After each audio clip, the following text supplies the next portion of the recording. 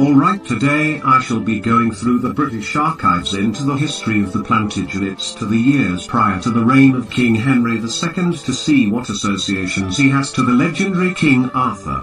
I myself suspect a few possibilities that either King Henry was King Arthur, which may be possible considering his rumored ties by blood to the lineage of the Asgardian, Olympian and Titan families that trace back to the bloodline of the 200 Nephilim angels who had been appointed to safeguard Earth and mankind and eventually had children with the mortal women here.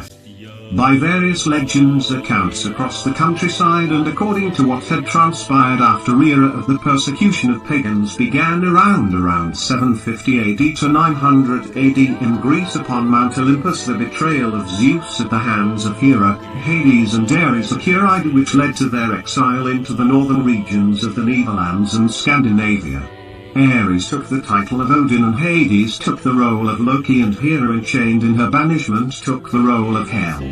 In the process of this, Zeus had discovered the truth of Aphrodite being the orchestrator of their attempt to overthrow him, which brought the fall of Olympus in the end and the faith the people had in them. Enraged and with no home really to return to, Zeus and the remaining gods pursued Aphrodite into the Danish and French countryside, where she had hidden herself in amidst the people. The King of the Denmark, to be precise, the first King Henry's wife.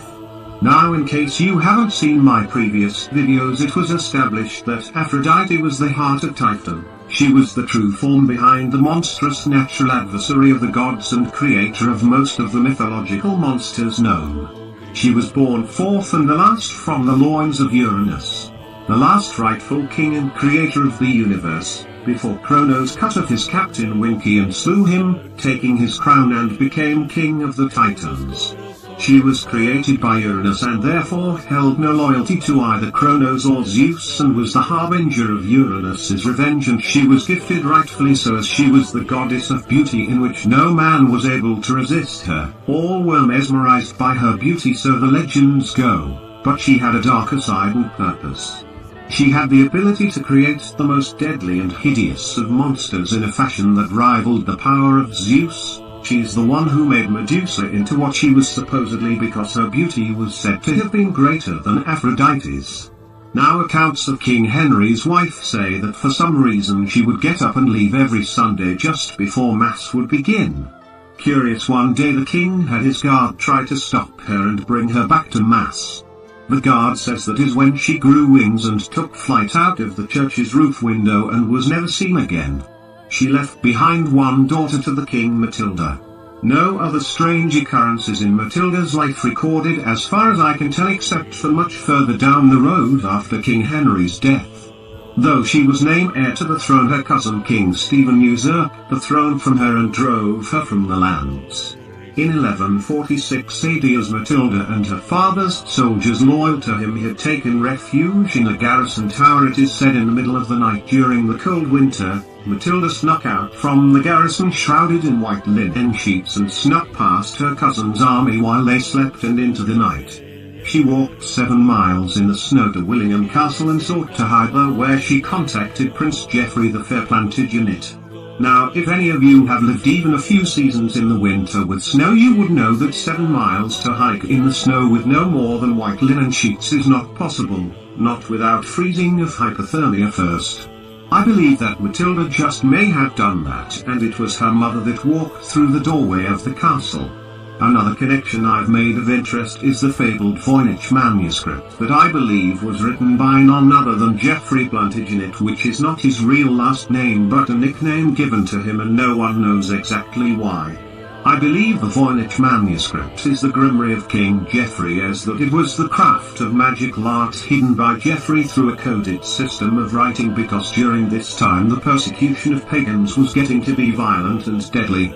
I believe King Geoffrey was a very adept student of the arts of botany and alchemy and had hidden his knowledge in volumes of books, and that the Voynich manuscript is but one of many original volumes.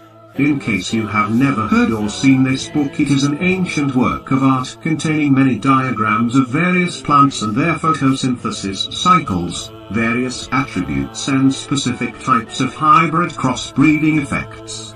Though this is an educated guess of the world's best cryptologists, none of which have been able to decipher the book's complete meaning or the language it was written in.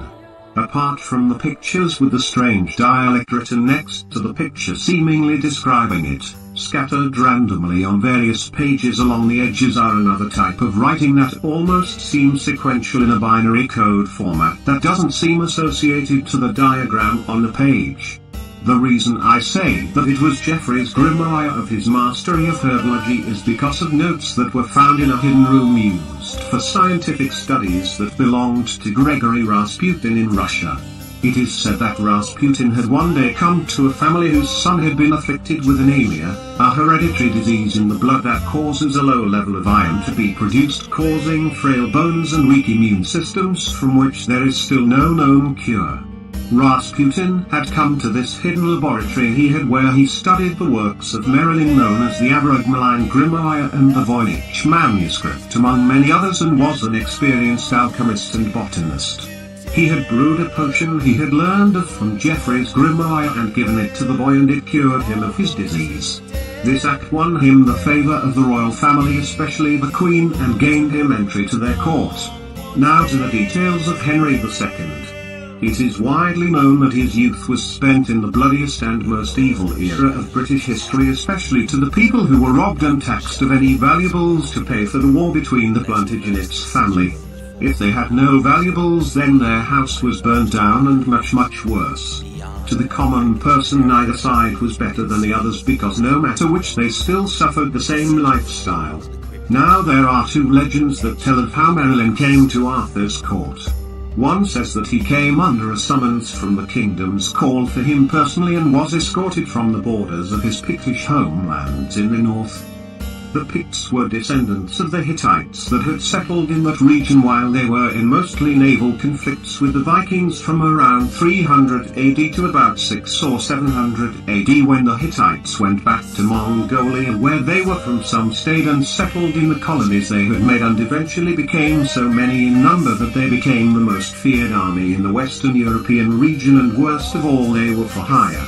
A signature cultural image of them was the blue striped face paint they would always wear upon their face, and bodies would be tattooed with dotted images of Celtic lore, as they were of an ancient Celtic society and held to many of their old traditions to this day. Merlin was said to have come from these people for the reason of his Celtic mystic skills, and was hired as an advisor to the king, recommended because of his father's position among the Druidic Celts of the Order of the Dragon, protectors of sacred relics such as the Tablets of Destiny, Stonehenge, and the Druidic rune stones which were called the World Stone, the Bloodstone and the Moonstones, each capable of terrible power. One of the artifacts of Merlin still used today is the mystic Mirror of Time that was listed to be in his possession at the time, but did not say if he was the creator of it, which would place him as also being known as Chronos or Father Time. In one of the Arthurian tales it tells of Merlin taking Arthur into this mirror, but I do not remember the details offhand of what was described to be in the mirror. Another version of Merlin is that he was a creation of magic forged by Typhon, who was at this time known as Mab. Though there are various reasons for her interest in Arthur, some say it was because she was Arthur's mother, and through her creation Merlin she was able to raise him to know and control his natural-born power at a safe distance, wary of the curse that befall all of the children of the Nephilim, to fall and be replaced by the hands of their own sons. Those origins of Merlin delve into the tales of the Arthurian era, but records have been found of an individual in that time period whose name was spelled M-E-R-Y-L-I-N,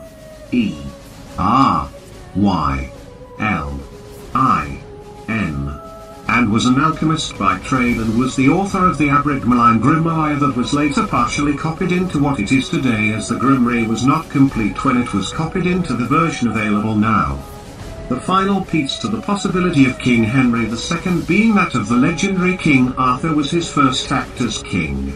He created a system of justice that is still used by both Britain and the US, by where a person can decide to be tried in court by a jury rather than a government-elected official.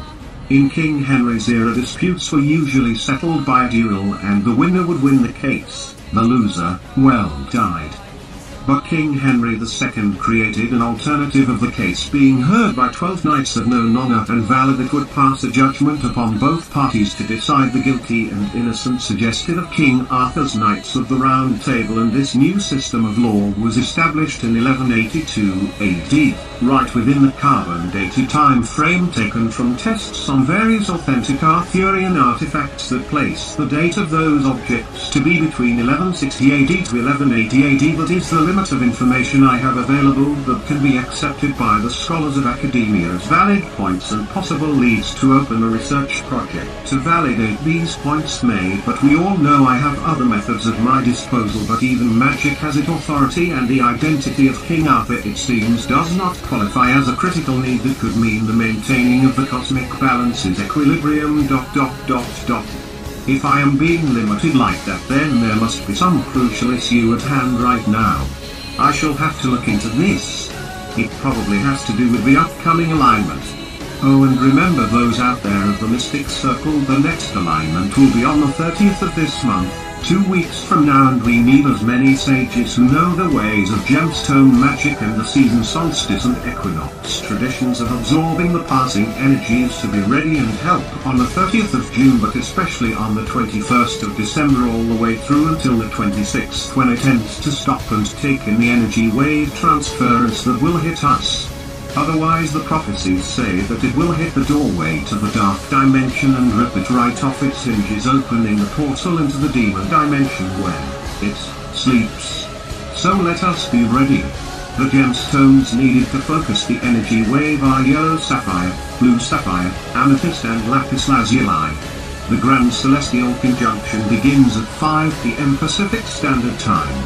Until next time, ciao Bella.